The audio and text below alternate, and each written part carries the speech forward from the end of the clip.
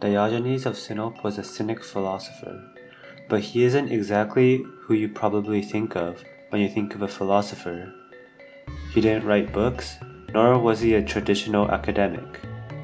In fact, he was so detached from the normal philosopher that some called him crazy, and they were kind of right. However, he did base his actions on philosophical principles.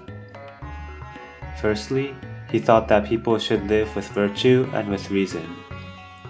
He saw how people lived artificially, hypocritically, with anxiety, and not in the present. He thought that isn't how people should be living. He showed his discontent with the human condition when he walked around in the middle of a sunny day with a lantern, claiming to be looking for an honest man. Secondly, he thought that humans should live naturally and simply, free from conventions. He got these values from dogs, who act naturally and don't care about social conventions. Diogenes took the values of dogs to heart by eating in the public marketplace of Athens, which was considered bad manners. He also peed on his enemies who insulted him.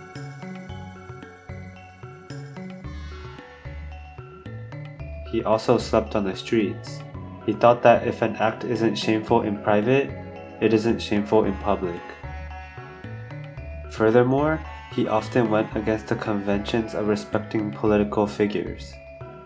For instance, when Alexander the Great asked Diogenes if he wanted anything, he simply answered, "Yes, just stand a little out of my sun." In another instance, Diogenes was looking through a pile of bones, and when asked what he was doing by Alexander, Diogenes answered, "I am trying to find the bones of your father, but cannot distinguish them from those of a slave." Diogenes didn't care about the conventions of society to respect authority because he thought it was unnatural and unreasonable. Diogenes never had much money, power, or even a place to live.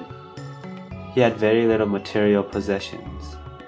However, he lived virtuously and reasonably, at least in his own mind. He said he lived a good life, despite being in constant poverty.